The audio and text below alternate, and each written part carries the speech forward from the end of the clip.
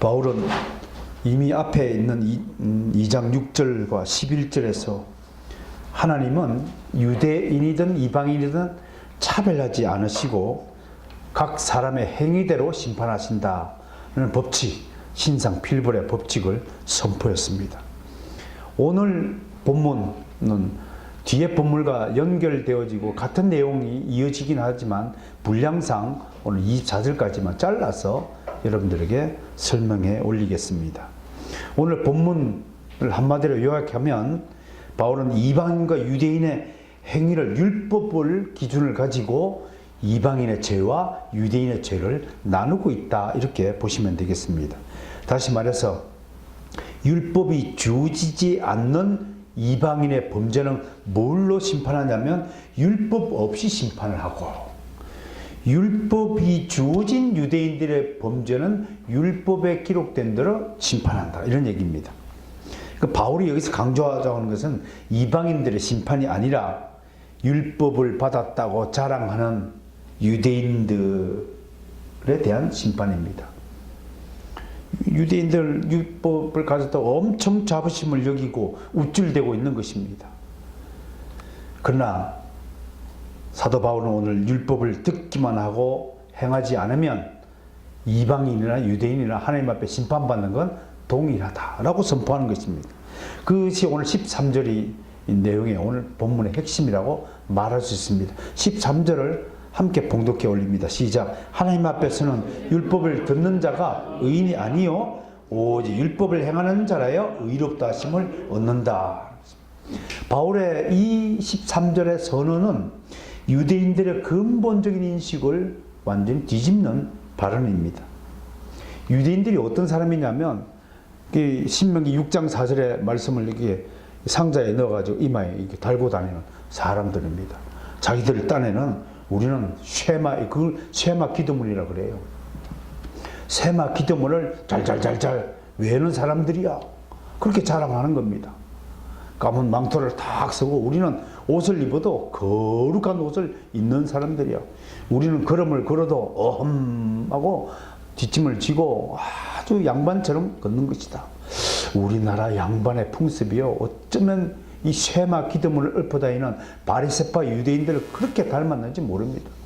이 사람들 뒷짐 지고 다 걷고요, 어흠하고 죄인들과 종들과 함께 식사 자리를 같이 하지 않는 그런 우울감에 빠진 사람들입니다.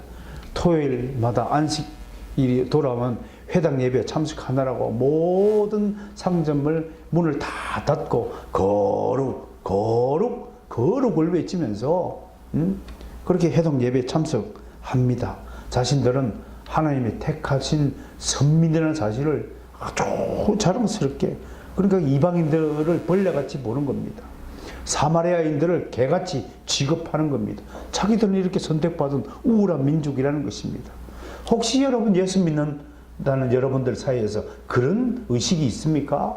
그래서 세상 사람들 깔보고, 그렇다면 여러분들은 지금 로마서 오늘 본문에 등장하는 유대인과 다를 바가 없을 것입니다. 물론 사도 바울은 앞에서 우리가 지난주에 이방인들 율법을 알지 못하면 망한다고 선포한 바가 있습니다. 다시 말해서 이방인들은 율법 없이 범죄한 자들이 이방이라는 것입니다. 이게 상당히 난해한 건데요. 율법을 모를 때는 죄가 뭔지도 모른다는 것이 바울의 율법 이론입니다. 지 맘대로 사는 것이죠. 그 이방인들이 처세라는 것입니다. 그러면 이방인들은 이렇게 하나님 앞에 변명할 것이라고 미리 예단하는 것입니다. 아니 하나님, 저는 율법이 뭔지도 몰랐으니까 그것이 죄인 줄 모르고 행했습니다. 그렇게 핑계하지 못한다는 것이에요. 율법 없어도. 그럼 뭐 때문이냐? 자연과 양심의 법에 따라서 심판할 수 있다고 하나님은 선포하신 것이에요. 근데 유대인들이 범죄는 뭐냐? 율법이 주어졌다는 것이에요. 율법이 주어졌다는 것은 죄가 무엇인지 안다는 것이에요. 옛날에는 남의 물건을, 율법이 없는 이방인들은 물건을 훔쳐도 길거리에 떨어진 물건을 그냥 훔치면 내 것으로 삼아도 아무런 죄의식이 없다는 거예요. 그러나 유대인들은 길거리에 떨어진 물건을 주우면 반드시 율법에는 주인을 찾아 돌려주어라 라는 규정이 있기 때문에 물건에 거리에 떨어진 물건을 주어서 내 것으로 삼는 것이 죄가 된다는 사실을 안다는 것이에요. 그것이 율법의 효력이라고 말하는 것이에요. 그러나 이방인들에는 이런 율법이 적용이 안 된다는 것이에요. 그럼에도 율법 없이 범죄한 그것에 대해서 하나님의 심판을 물을 수 있다는 것이에요. 그래서 성경은 이방인들을 불법의 사람이다 그렇게 말하고 있어요. 왜 불법의 사람이냐? 율법을 안 가진 그 상태가 불법의 사람이라는 것이 사도행전 2장 23절에 이렇게 기록이 되어 있어요. 법 없는 자들의 손에 의해 주님이 죽임을 당하셨다. 세상 사람들은 하나님의 법을 몰라요. 그러면 이렇게 얘기할 거 아니에요? 우리는 하나님의 법을 가진 적도 없고 배운 적도 없고 누가 나한테 하나님의 법을 가르쳐 주지도 않았기 때문에 하나님의 법, 즉 예수 그리스도를 믿어야 천국에 간다는 그 법을 안 지켰다는 이유로 내가 지옥에 간다는 사실을 난 인정할 수 없어요 라고 항의할 것이라고 지금 말할 수 있는 거예요. 그러니까 지금 바울이 율법에 대해서 설명하는 것들을 여러분들이 이해할 수 있을 것이라고 저는 생각합니다. 세상 사람들이 난 하나님의 법을 몰라요. 그래서 난 하나님의 법대로 안 지켰다고 날 지옥에 보는 것은 너무 불공평한 처사라고 항의할 수 없다는 것입니다. 본문 14절과 15절을 보면 율법은 이방인들은 그 양심이 증거가 되어서 율법의 행위를 나타난다는 거죠. 율법 없지만 양심의 율법을 하나님은 모든 인간에게 주었다는 것이에요. 특별히 유대인에게만 하나님 말씀 기록된 율법을 주었다는 차이일 뿐이라고 하는 것입니다. 14절에서 바울은 이방인들도 본성상 율법의 일을 행할 수 있다고 말합니다. 우리가 살다 보면 이방인들 사이에서 본성상 선한 일을 행하는 사람들이 있습니다. 예수 믿지 않는 사람들 중에서도 많은 착한 일을 하는 사람들이 있습니다. 칼빈이요, 이런 부분에 대해서 어떻게 이야기했는지 기독교 강요 내용을 제가 한번 소개합니다. 모든 인간은 자신의 본성으로 선한 것을 위하여 노력할 수 있다. 심지어 그 선행을 위하여 소망을 품고 열망을 품을 수 있다. 그 열망만큼 죄의 노예가 된 상태일 뿐이다. 재밌죠? 예수 안 믿는 사람들이 착한 일을 하는 거지만 그 착한 일을 한다고 죄의 노예가 아니라는 사실이 아니라는 거죠. 어느 시대에 있었으나 본성의 지시만을 따라서 덕행을 쌓는 사람들이 있었다. 그러나 이 모두 부패한 인간 본성의 발로일 뿐이다 라고 단호하게 칼빈은 정리하고 있습니다. 본성이 정화되지 못했다는 것입니다. 그러면 그 사람은 왜 그렇게 착한 일을 하는가? 그럼 양심의 명령에 따라서 살려는 의지가 강한 사람이라고 정리하는 것입니다. 양심에 따라서 선행을 합니다. 그렇다고 하여 그분이 하나님의 법에 따라서 구원을 받는 것이 아니라고 하는 것입니다. 우리는 구약 성경에서요, 이방인임에서 선한 일을 위해 하나님께 쓰임받은 인물들을 많이 기억합니다. 그럼 이 사람들이 구원받느냐? 그건 별도의 문제라고 하는 것입니다. 다만 하나님에 의해서 선행을 하도록 쓰임을 받았다라고 해석하는 것입니다. 여러분 보십시오. 고레스 왕, 페르시아의 이방인의 나라의 왕이었습니다. 근데 이 사람이 하나님의 은혜를 입어서 갑자기 유대인들을 돌려보내야 되겠다, 이렇게 마음을 먹었다는 것입니다. 다리오 왕, 아닥사스다 왕 모두 하나님에 의해서 선한 일에 쓰임을 받는 하나님의 도구였을 뿐이라는 것입니다. 그렇다고 하나님이 이분들을 선택하여서 구원받은 백성으로 삼았느냐? 그렇지 않다고 하는 것입니다. 제가 재미있는 비유를 늘 하죠. 최단 목사 하나 구원하기 위하여 하나님은 22대째 상령체시 조상들을 사용하셨다고 하는 것입니다. 그렇다고 첫자, 천자, 로자 우리의 상령체시 시조가 하나님의 구원을 받았느냐? 구원받지 않는다는 거예요. 그냥 하나님의 도구로 쓰임받았다고 하는 것입니다. 로마의 천부장이 바울을 보호했어요. 군중의 무리에 의해서 죽임을 당할 위험에서 천부장이 양심의 법을 사용해서 바울을 보호했어요. 여러분, 사도 바울이 로마로 갈 때 멜리데 섬에 난파당하여 3개월 머물 때 그 멜리데 섬의 토인들이 바울과 그 일행들을 극진히 대접하잖아요. 그게 뭡니까? 그들이 하나님의 법을 따라서 양심을 베푼 것이 아니라 모든 인간에 준 양심의 그 선한 양심을 하나님이 이용해서 택한 백성들에게 유익을 끼치도록 했다고 하는 것입니다. 그렇다면 여러분, 이방인들 입장으로 가보겠습니다. 이방인들은 이런 얘기를 들으면 엄청 항의할 것입니다. 왜 우리한테는 하나님의 법, 율법을 주지도 않고 우리를 단죄할 수 있느냐 하고 불만을 품을 것입니다. 그것은 바로 이것이 바로 하나님이 의도하신 작정하신 의도라는 사실을 깨달아야 하는 것입니다. 그들은 율법을 주시고 그것대로 살게 하신 유대인들만 특혜를 받았으니까 이렇게 불공정한 것이 없다라고 불만을 터뜨릴 수 있다고 하는 것입니다. 사도 바울은 그걸 알고 지금 이야기를 꺼내고 있는 것입니다. 그러나 하나님은 이방인들을 미리 아시는 것입니다. 이방인들은 율법을 줘봐야 아예 지키지 않을 백성임을 하나님은 미리 아시고 예정하신다는 것입니다. 그래서 그들을 유기하시기로 버리기로 예정하셨다고 하는 것입니다. 이것이 신적 작정이며 법의 비밀입니다. 하나님의 주권적 선택에 의한 영원한 지혜의 비밀입니다. 하나님은 이방인들이 자연과 양심을 통해서도 하나님을 인정하시지 않는 사람들이면서 설령 그들이 율법을 가졌다고 하여서 하나님을 믿을 백성이 아니라는 사실을 영원전에 이미 알고 선택하지 않았다는 사실인 것입니다. 이해가 잘 안 되십니까? 이런 사례를 하나 제가 만들어 봤어요. 축구 선수가 되고 싶어 한 아이가 하나 있었어요. 그런데 그의 육신적인 조건은 축구 선수가 될 만한 조건을 전혀 갖추지 못한 아이였어요. 근데 축구를 너무 좋아해서 선수가 되고 싶은 거예요. 태어날 때 이미 한쪽 다리가 짧은 짝다리로 태어났다고 합시다. 그리고 운동신경도 그 좋은 것이 아니라 둔한 편이에요. 달리기 하면 늘 꼴찌예요. 그런데 자기를 축구선수 게임에 기용해 주지 않는다 감독에게 불평을 막 터뜨리는 거예요.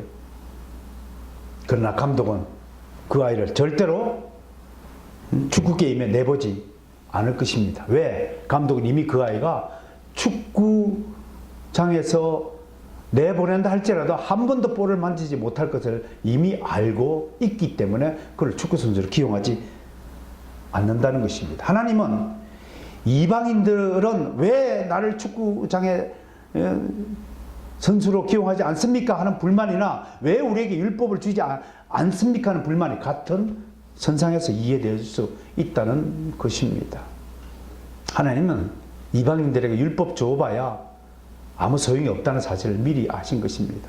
감독은 한쪽 태어날 때부터 짝다리로 태어난 그 아이가 축구 선수가 될 수 없다는 사실을 미리 알고 그를 선수로 기용하지 않는다고 하는 것입니다. 이것이 이방인에 대한 하나님의 작정과 예정하심입니다. 이 예정하심이 이제 주 예수 그리스도 안에서 성취된 것입니다. 누구든지 예수 그리스도를 구주로 믿고 영접하지 않으면 멸망의 길, 저 불법의 길로 걸어가서 영원한 멸망에 빠진다고 하는 사실입니다. 이런 사실을 우리가 인간 이성으로는 완전히 100% 이해할 수 없고 헤아릴 수 없습니다. 영원하신 하나님의 신적 작정은 인간의 이성적인 지식으로 이해하려고 하는 사람들이 자유주의자, 인본주의자들의 시도인 것입니다. 하나님의 법은, 하나님의 도리는 하나님의 진리는 다 이해할 수 없지만 믿음의 사람, 택한 백성들에게 믿음을 주셔서 그것은 믿도록 역사하신다는 사실을 우리는 겸허하게 받으셔야 될 줄로 주님의 이름으로 축원합니다. 중요한 것은 오늘 본문의 이야기는 이런 이방인이 아닙니다. 하나님은 이방인들이 착하게 살도록 양심의 법을 주셨어요. 근데 결국 예수 그리스도 안에서 이방인들이 행하는 그 양심적인 행동 모든 것이 사실은 누구를 위한 것이냐면 우리를 위한 것이라는 사실입니다. 이방인들 입장에서는 정말 억울하겠지만 모든 관중은 축구장에서 스포츠 게임장에서 모든 관중은 누구를 위하여 존재하냐면 축구 선수들을 응원하기 위해서 관중석에 앉아 있다는 사실을 생각한다면 이해가 빨리 되실 것이라고 생각합니다.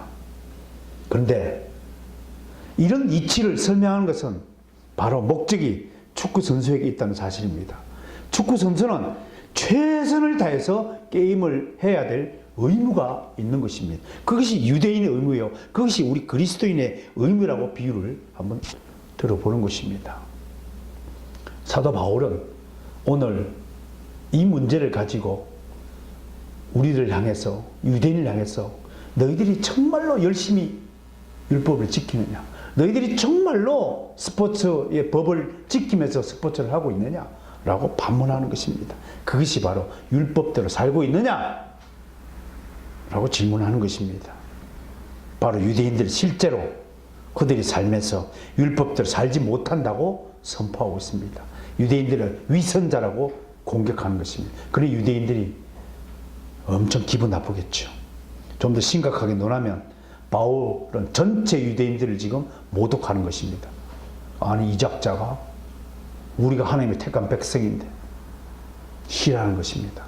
마치 이것을 오늘날 현상에 비유해보면 지금도 이 시간에 수많은 입술들을 통해서 설교가 행해질 것입니다.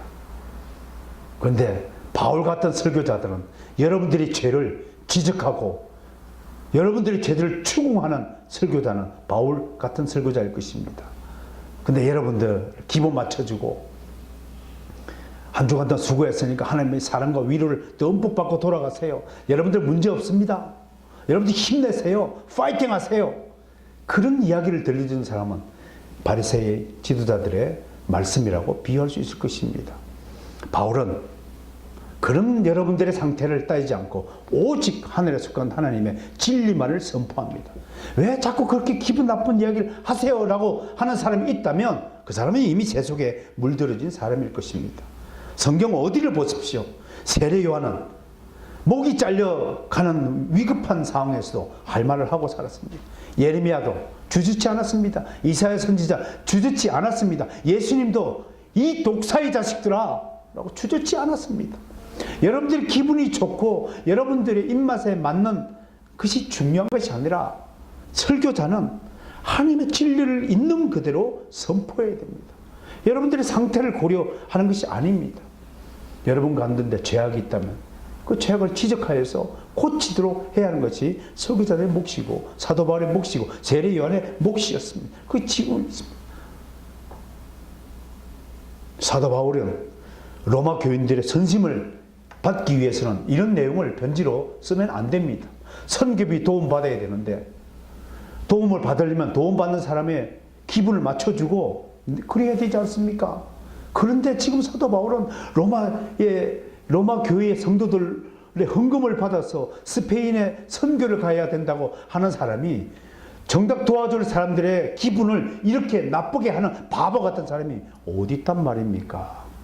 그럼에도 사도 바울은 주저치 않아요. 너희들은 위선자라 공격하고 있는 것입니다. 율법을 행하는 자라야 의롭다 하심을 얻는다. 이 말씀 사도 바울 레위기 18장 5절의 말씀을 그대로 인용한 것입니다. 너희는 나의 규례와 법들을 지켜라. 그리하면 살리라. 그렇게 레위기에서 하나님 말씀하셨습니다. 사도 바울은 하나님의 말씀을 있는 그대로 여과 없이 성도들에게 선포하시는 분이십니다. 근데 여기서 잠시 우리는 신학적으로 좀 따져봐야 될 부분이 있습니다. 율법을 행하여 살아? 그러면 율법과 믿음이 동등한 구원의 수단이 된단 말인가? 라는 신학적인 의문이 발생하는 것입니다. 13절은 그런 의미가 아닙니다. 바울은 율법을 듣고 자랑하기만 하는 유대인들의 위선을 공격하는 것으로 13절의 말씀을 이해해야 됩니다. 율법을 행하면 구원받는다. 그런 구원론으로 이 말씀을 해석하는 것은 어불성설이다라고 하는 것입니다. 자, 여러분 보십시오. 현실적으로 유대인들이 율법을 주었어요. 그런데 여기서 정말 심각한 넌센스가 발생합니다. 유대인 중에 아무도 율법을 100% 지키고 살 수 있는 유대인들은 아무도 없어요. 율법이 그렇게 되어 있어요. 지킬 수 없는 법을 하나님이 주었어요. 그런데도 지키고 살라고 하나님은 명령하세요. 이렇게 이상한 논리가 어디 있습니까? 신학적 지식이 얕은 사람들은 이런 말씀을, 모순된 말을 들으면 아주 혼란을 야기하는 논리입니다. 근데 이런 논리는요, 갈라디아서 3장 19절에 가서 풀리게 됩니다. 여러분 갈라디아서 3장 19절 보실게요. 3장 19절요.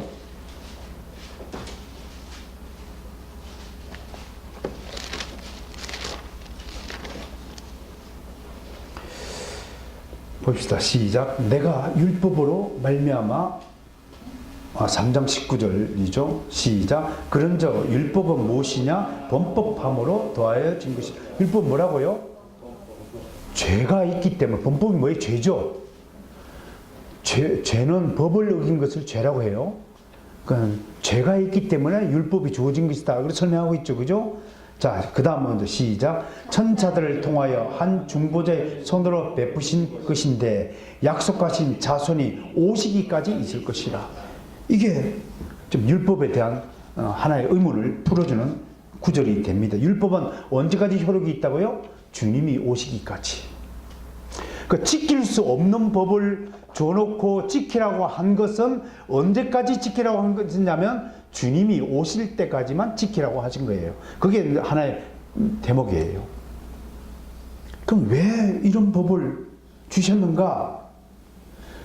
율법을 지킨다고 그런다고 구원받는 것 아니에요. 지금 유대인들 입장에서는요. 율법을 다 행한다고 의롭게 되는 것도 아니에요. 근데도 하나님은 지금 유대인들의 율법을 딱 줘놓고 요걸 행하라. 그래야 너희가 산다. 라고 말씀하신 거예요. 이건 정말 모순이에요.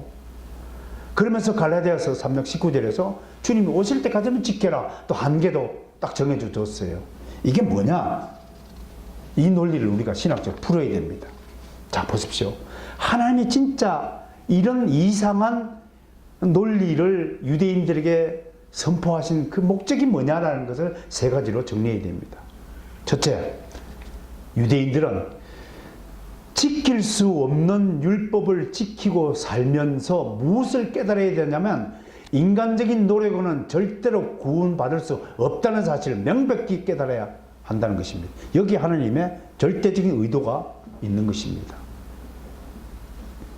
아무리 율법을 지키고 한다도 어려워질 수도 없고 구원받을 수가 없지만 율법을 지키고 살아야 한다는 이 이상한 모순적인 현실 앞에 유대인들은 고민해야 되는 것입니다. 진짜 하나님의 의도가 무엇일까? 아하, 지금 유대인들은 내가 크리스찬이라고 예수 믿는다고 폼 잡고 구원받았으니까 나는 아무렇게 살아야 된다는 그런 생활 태도가 완전히 잘못됐다는 것을 깨닫고, 아하, 우리의 행위로는 구원받을 수 없구나. 응? 오직 하나님이 이 문제를 해결해 주지 않으면 이 모순이 해결되지 않는구나. 예정론도 마찬가지예요. 우리는 여러분 정말 예정론이 믿음으로 이해되어지고 받아들여지고 수긍되어지는 사람이라면 여러분 정말 축복받은 사람입니다. 예정론을 이해하지 못한 알미니안주의 신학을 공부한 사람들, 알미니안주의 신학적인 가치에 함몰되신 분들은 절대로 하나님의 예정론이 이해가 되어지지 않는다고 그래요. 인간의 이성을 가지고 접근하라는 것이 아니고, 두 번째, 율법의 효력은 그리스도가 오시기까지 존속된다고 선포하심으로써 하나님이 유대인에게 의도하신 의도가 뭐냐? 바로 메시아에 대한 소망을 가지고 살라는 하나님의 의도가 여기에 있는 것입니다. 이게 굉장히 중요한 것입니다. 여러분, 예수님이 다시 오신다고 하셨을 때 우리가 갖는 소망이 무엇입니까? 예수님이 다시 오신다는 그 재림을, 우리가 그 소망을 가슴속에 품고 기대하고요, 살라는 하나님의 뜻이 있는 것입니다. 이것을 우리가 재림사상이고 이것을 종말 믿음이라고 하는 것입니다. 우리 종말을 기다려야 합니다. 세상 사람들은 세상이 끝나는 것을 무서워하지만 우리의 종말은 새로운 세상, 완전히 지금과 다른 차원의 정말 영원한 행복, 영원한 평화가 보장된 그 세상이 다시 오신다는 것이 우리의 종말입니다. 그러니 종말을 기다려야죠. 여러분, 우리의 부요함은 종말로 가는 것이 부요함입니다. 그렇잖아요? 월급 100만 원 받는 사람이 200만 원 받으면 얼마나 기분 좋겠습니까? 그것이 종말론적인 믿음이요, 기대라고 하는 것입니다. 좀 더 나은 사랑이 전개되어 있어서 종말이 가까워질수록 더 높은 차원으로의 승화가 있어야 된다는 것과 같은 이야기입니다. 그리스도가 오시기까지 율법을 딱 필요하다라고 못 박은 것은 하나님이 이런 메시아에 대한 소망을 주시기 위한 하나님의 방편이라고 하는 것입니다. 소망이 있으므로 모든 고난의 장벽과 시련의 슬픔을 견디는 것입니다. 6.25 전쟁 시절에 난리통에 남편과 생이별을 한 안악이 있었습니다. 그녀는 밀리고 밀려서 자기도 모르는 사이에 부산 국제시장에 도착해서 온갖 흐드러들어 남의 식당부터 시작해서 그래서 가게를 차리면서 온갖 유혹을 다 이기고 참고 견디면서 참았습니다. 그녀가 그렇게 모진 세월을 참았던 단 하나의 이유가 무엇이겠습니까? 언젠간 남편이 나를 찾아올 것이라는 그 소망이 있기 때문에 이를 악물고 살았던 것입니다. 3년 뒤에 드디어 남편이 수소문을 해가지고 찾아와가지고 국제시장 영화가 만들어진 건 아닌가 싶습니다. 그때 재회하는 모습 상상해 보십시오. 밤새 얼마나 반가워. 그리고 국제시장에 월남전 갔다가 다리 병신이 되고 남편이 돌아올 때 그 시장 골목에서 부부가 서로 껴안고 얼마나 감격해하는 모습, 영화의 장면을 있지만 우리가 기억하지 않습니까? 우리가 주님이 오실 때 그런 감격이 어떻게 비교될 수 있겠습니까만, 그런 사랑의 포옹, 그런 감격이 우리 앞에 놓여 있는 것입니다.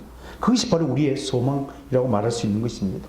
세 번째, 이런 이상한 율법을 유대인에게 주신 것은 영원한 하나님 나라에서 율법은 하나, 쉽게 얘기하면 임시법이라고 말할 수 있습니다. 임시법도 법입니다.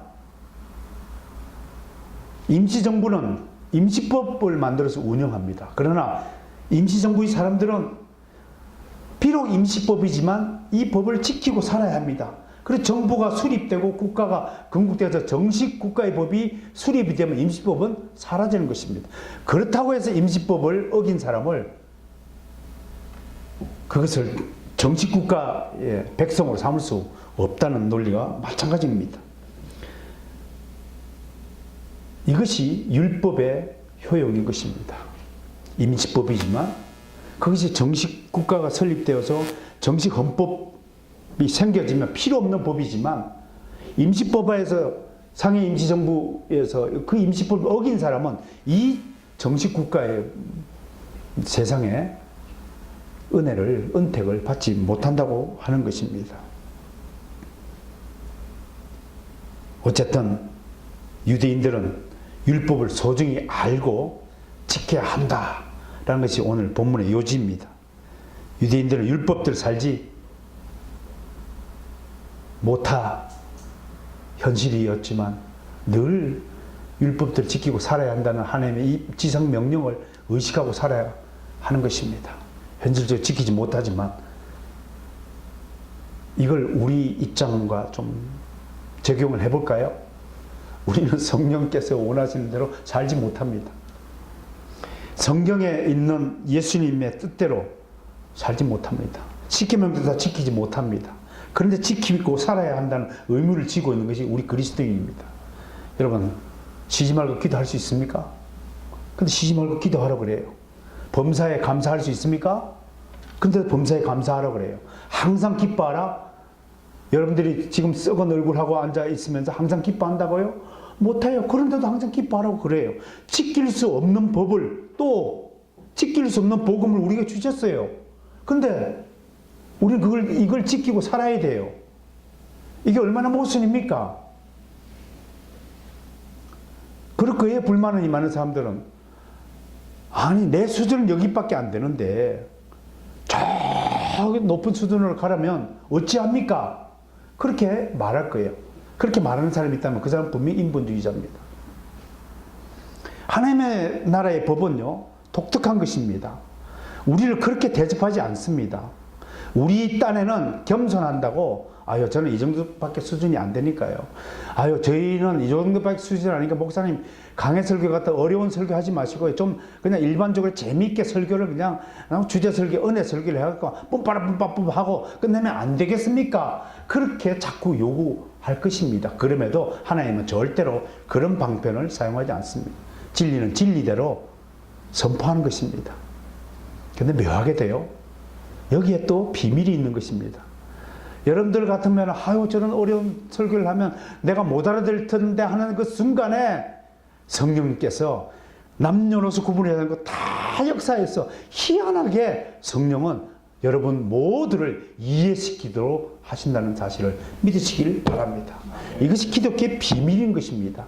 그러므로 설교자는 청중의 수준을 운운하면서 청중의 입맛에 맞도록 하고 고민하기 위하여 설교를 할 필요가 있느냐? 없다는 것입니다. 여러분들 어느 자리에 가서 무슨 말을 전해도 그냥 하나님의 말씀을 전하십시오. 그냥 하나님의 말씀을 가르치십시오. 그가 이해하든 이해하지 못하든 모든 것은 성령님께 맡기십시오. 근데 대부분의 사람들이 고민합니다. 어느 수준에 맞춰야 될까? 세상은 눈높이 교육을 하자는 것이죠. 눈높이 교육 필요치 않다는 것이 아닙니다. 그러나 하나님의 말씀을 대언하고 하나님의 말씀을 전하는 일에는 눈높이가 아닙니다. 하나님 눈높이가 되어야 될 것입니다. 그냥 하나님 방식대로 전하십시오. 고민하지 마시길 바랍니다. 일자 모식 할머니한테도 가서도 어떤 사람들은 자꾸 신봉주의자, 자유주의자, 인본주의자, 알미니안주의자들은 이렇게 이야기합니다. 그 사람의 형편에 맞도록 맞춰가지고 다 얼레고 꼴레가지고 복음을 전하라고 얘기합니다. 그러지 마세요. 할머니 예수 믿으세요. 성경에 이르기를요, 누구든지 예수 그리스도를 말미암아 저는 하나님의 나라에 갈 수가 없다고 하였습니다. 할머니 예수 믿으세요. 그렇게 전하세요. 일자 모시건 할머니한테도 그렇게 전하세요. 성경에 있는 하나님의 말씀을 전하세요. 그러면 그 말씀 속에 성령이 역사하신다는 것입니다. 물론 진리를 가르치거나 수준에 따라서 가르치는 것은 또 별도로 해야 되겠지만요. 여러분들이 도를 전할 때 이 하나님의 위대한 성령의 법을 우리가 소중히 알고 믿으시기를 주님을 축원합니다. 오늘 중요한 것은 이제 이런 것입니다. 자, 사도 바울은 유대인들이 율법대로 살지 않는 유대인 윗선을 공격합니다. 그러면서 유대인들은 특별 은총인 율법을 받았음에도 율법을 지키지 못하면 가중처벌 당한다고 이야기하는 것입니다. 16절에서 바울은 그리스도께서 그날에 유대인들이 은밀한 것을 심판하신다고 오늘 선언하고 있습니다. 누가 심판하신다고요? 그리스도께서. 이제는 율법의 시대가 아니라 그리스도께서 복음을 관장하는 시대에 살고 있습니다. 지금은 모든 그리스도인들을 그리스도께서 심판하십니다. 그래서 우리는 주님의 이름으로 기도해야 되고 주님 앞에 나와서 무릎 꿇고 기도해야 하는 것입니다. 회개해야 하는 것입니다. 한 사람도 하나님 앞에 숨길 수 있는 죄악은 없습니다. 하나님 앞에 가면 모든 죄가 다 드러납니다. 진짜 거룩한 사람이 누구일까? 어둠 속에서도 발견되어 줄 수 있는 사람, 혼자 있을 때도 하나님과 거룩한 동행을 할 수 있는 사람, 그런 사람이라고 말합니다. 그렇지 못하면 하나님은 믿는 자 우리를 이방인들보다 훨씬 더 가혹하게 체벌하실 것입니다. 이방인들이 잘못하면요, 감옥 가는 것밖에 없지만 우리가 잘못하면 어떻게 되느냐? 그 죄가는 정말 쓰고 가혹할 것입니다. 그 죄가가 쓰고 가혹할수록 그분은 정말 하나님께 인정받고 사랑받는 자이라는 사실을 역설적으로도 반증할 수 있을 것입니다. 불의를 행하는 자는 불의의 보응을 받는다. 사도 바울은 줄기차게 주장합니다. 이제 17절부터 23절까지 유대인들의 부끄러운 행위들이 적나라하게 소개됩니다. 오늘날 예수 믿는다고 하는 그리스도인들이 부끄러운 행위와 2000년 전에 기록된 이 유대인들의 행위가 어쩜 그렇게 닮았을까요? 한마디로 유대인들은 우울감에 도취된 사람들입니다. 교만함의 극치죠. 자가당착에 빠진 사람들이죠. 자기는 가르치지 않으면서 남을 가르치는 자라고 사도 바울은 정말 아프게 지적합니다. 하나님 말씀을 들으면서 자기를 돌아보지 않고 다른 사람을 돌아보는 자, 이게 위선자의 특징인 것입니다. 하나님 앞에 정직해야 될 점이 있습니다.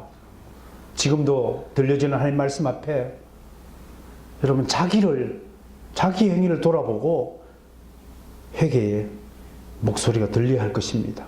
특권을 자랑하기에 자신이 받은 특권과 혜택을 가난한 이웃에게 나눠주지 않는 이런 이기적인 존재가 유대인이었고 오늘날 우리의 모습이 아닐까 생각해 봅니다. 여러분, 우리는 하나님께 특혜를 받은 사람들입니다. 많은 특권을 누리고 있습니다. 모든 것은 하나님이 다 지키시고 보호해 주신다고 말씀했습니다. 순종하시면요. 순종하는 자에겐 하늘에서 간 모든 복으로 다 보장해 준다고 약속했습니다. 불순종하는 자에게는 모든 가혹한 처벌을 하신다고 말씀했습니다. 이것이 불편부당한 결정이십니까? 그렇지 않습니다. 우리가 받은 이 특권은 이방인들이 누릴 수 없는 어마어마한 것입니다. 그럼에도 유대인들은 자기들이 우월한 민족이고 이방인들은 아주 열등한 민족이라는 민족주의, 잘못된 민족주의에 빠진 것입니다.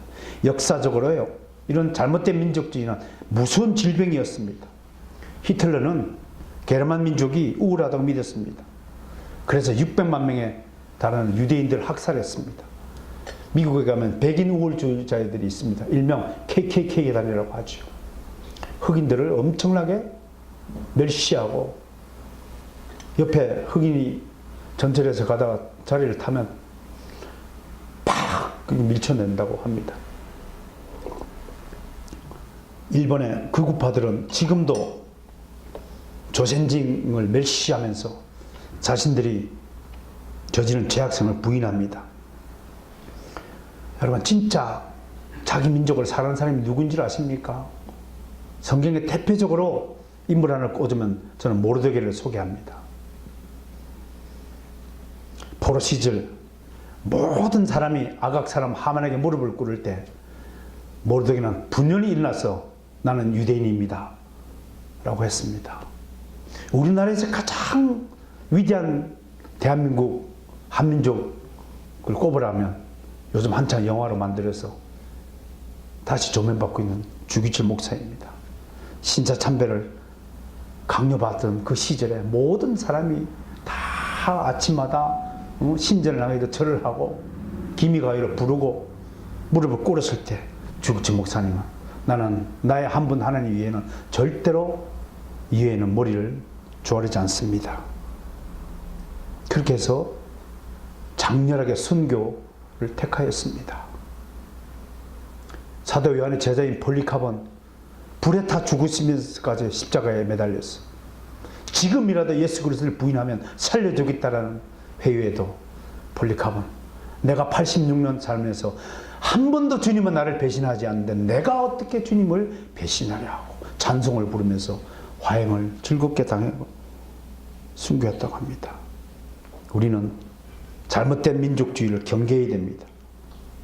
우울감에 도취되면 다른 사람을 깔보게 됩니다. 그것은 하나님의 형상으로 지음받은 천하보다 더 귀한 주의 백성을 권위와 가치를 부정하는 죄악입니다. 이건 아주 중범죄입니다. 하나님의 형상을 짓밟는 추악한 범죄입니다. 다른 사람을 괴롭히는 죄는 하나님의 형상의 얼굴을, 하나님의 얼굴에 생채기를 내는 추악한 범죄, 중범죄입니다. 모든 믿는 자들은 서로 사랑하고 존중해야 합니다. 누구라도 형제를 나가라 하고 미워하면 하나님이 그와 함께 하지 않습니다.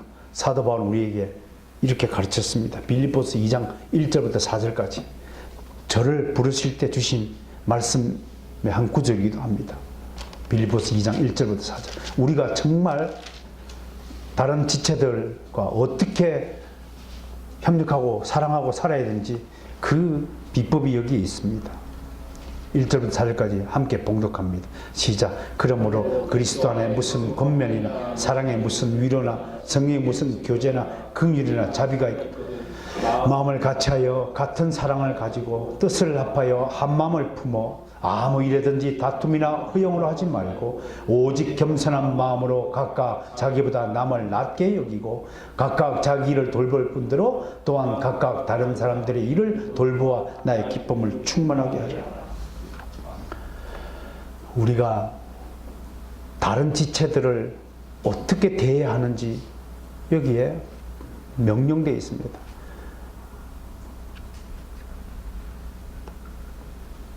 절대로 함부로 말하지 마세요. 그건 하나님의 형상을 짓밟는 일입니다. 절대로 다른 사람을 기분 나쁘게 하지 마시고 다른 사람에게 손해를 끼치지 마시고 다른 사람을 억압하지 마시고 다른 사람을 바보라고 무시하지 마시고 잘났다고 우울감에 도취되지 마시고 이 모든 것이 자기 안에 자기가 살아있기 때문입니다. 아직도 율법에 구속되어 있는 상태에 있다고 할 것입니다. 성도 여러분,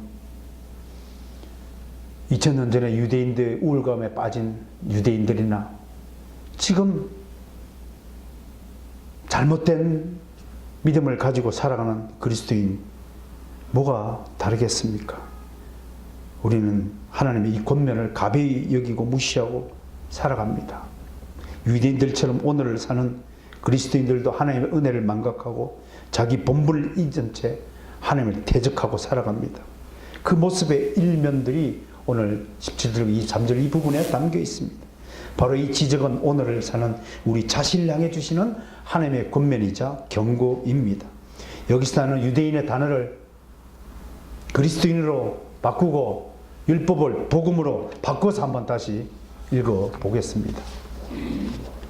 시작. 그리스도인이라 불리는 내가 복음을 의지하며 하나님을 자랑하며 복음의 교훈을 받아 하나님의 뜻을 알고 지극히 선한 것을 분간하며 맹인의 길을 인도하는 자요 어둠에 있는 자의 빛이요 복음에 있는 지식과 진리의 모본을 가진 자로서 어리석은 자의 교사요 어린아이의 선생이라고 스스로 믿으니 그러면 다른 사람을 가르치는 내가 내 자신을 가르치지 아니하느냐? 도둑질하지 말라 선포한 내가 도둑질하지 아니하느냐? 간음하지 말라는 내가 간음하느냐? 우상을 가정히 여기는 내가 신전물건 도둑질하느냐? 복음을 잘하는 내가 복음을 범함으로 하나님을 욕되게 하느냐? 어떻습니까? 이 말씀을 자신에게 적용하고도 부끄러움이 없고 죄책감이 들지 않고 회개하는 마음이 없다면 그 사람의 영혼은 죽어 있다는 반증일 것입니다. 당신이 진짜 참 그리스도인이라면 반드시 회개의 마음이 들고 하나님 앞에 부끄러운 마음이 들고 고쳐야 될 것입니다. 완전히 뜯어 고쳐야 할 것입니다. 그렇다고 죄책감 운운하니까 죄책감에 사로잡혀서 기죽어 살라는 그런 뜻이 아닙니다. 자신의 죄를 분명히 아는 겸손의 상태를 기억하고 겸손한 자리로 내려오라고 지금 부탁하고 있는 것입니다. 하나님께서요. 다른 사람에게 짐을 지우는 행위들 얼마나 부끄러운 것입니까? 하나님은 다 아십니다. 그런 것이 얼마나 나쁜 의도인지를요. 나에게는 귀찮은 일이니까 남한테 탁 떠넘겨요? 겉으로는 아무리 포장을 해도 하나님을 속일 수 있는 사람이 없습니다. 나한테는 유익이 안 되니까 다른 사람한테 살짝 떠넘기고요. 물건을 파는데 안에다가 살짝 필요 없는 거를 감나장 걸 포장만 해갖고 팔아먹는 사기꾼과 뭐가 다른 것입니까? 나에게 불편한 것은 상대방에게 더 불편한 것입니다. 나한테 유익이 안 되는 것은 상대방한테는 더 유익이 안 되는 것입니다. 우리 그리스도인이지 않습니까? 예수님이 우리를 위하여 대신 죽으시고 했는데 우리를 위해 다른 사람을 위해서, 다른 지체를 위해서, 다른 형제 자매를 위해서 죽지 못한다는 말입니까? 심각하게 생각해야 됩니다. 이런 사람들을 오늘 24절 결론적으로 사도 바울은 이렇게 선포합니다. 너희가 내 이름을 모독하는구나. 하나님이 우리들어요. 우리 때문에 당신의 이름이 영광을 받는 것이 아니라 우리 때문에 모독을 받는다고 좀 얘기하는 것이에요. 핸드릭스는요, 이걸 근엄한 책망이라 하는데 저는 불만스럽습니다. 저는 오늘 이 근엄한 책망이 아니라 저는 준엄한 판결이다, 이렇게 해석하고 싶습니다. 하나님의 유대인들이 범죄로 인해 이방인들 사이에서 자신의 이름이 모욕을 당한다고 느끼십니다. 하나님은 그리스도인들의 범죄로 인해서 자신이 세상 사람들 사이에서 자신의 이름이 모독을 받는다고 선포하시는 것입니다. 이름이 모욕당하는 것은 불명예입니다. 하나님은 자신의 이름이 망령되이 불려진 것을 싫어하십니다. 이거 십계명을 범하는 중죄에 해당됩니다. 이런 중대 범죄에 대해서 그러한 책망이다? 저는 어울리지 않다고 봅니다. 너무 점잖은 표현입니다. 하나님의 심판은 두렵고 떨리며 무서운 것입니다. 하나님의 자신의 이름이 모욕당할 때 과연 점잖게 책망으로 끝낼까요? 저는 그렇게 생각하지 않습니다. 하나님과 마찬가지로 하나님의 형상대로 지원받은 우리 인간도 이름값을 하고 살아야 합니다. 이름대로 살라고 이름을 주십니다. 아브라함은 한 남자의 이름이었지만 아브라함은 모든 민족의 아버지라는 이름으로 바뀌었습니다. 낮은 차원에서 높은 차원으로 전혀 다른 차원, 육적인 차원에서 영적인 차원에서 살라고 이름을 고쳐주신 것입니다. 사례는 그냥 한 여자의 이름이었습니다. 여자였습니다. 여자로서 시기와 질투 속에 살았지만 사라로 계명되자 여자 짓을 버리고 어머니가 되는 것입니다. 모든 믿는 자의 어머니로 거듭난 것입니다.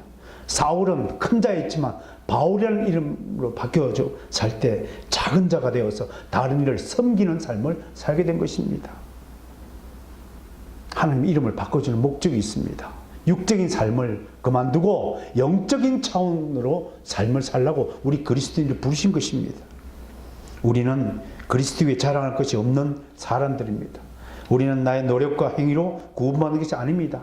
이 땅에서 내 것이라고 할 수 있는 것은 단 한 개도 존재치 않습니다. 모두 주인의 자리에서 내려와야 합니다. 주님도 스스로 종이 되어서 우리를 섬기시고 우리의 발을 씻겨주시는데 우리 같은 지푸라기도 보다 못한 천하고 못난 우리 자가 무슨 권세를 이루며 주인의 행세를 한다고 하는 것입니까? 서로 사랑하고 존중하고 아끼고 협력하고 서로 섬기고 대접하고 서로 칭찬하고 격려하고 용기를 북돋아주고 서로의 필요를 채워주고 서로의 보탬이 되는 그런 형제 자매가 되시기를 주의 이름으로 축원드립니다. 기도하겠습니다.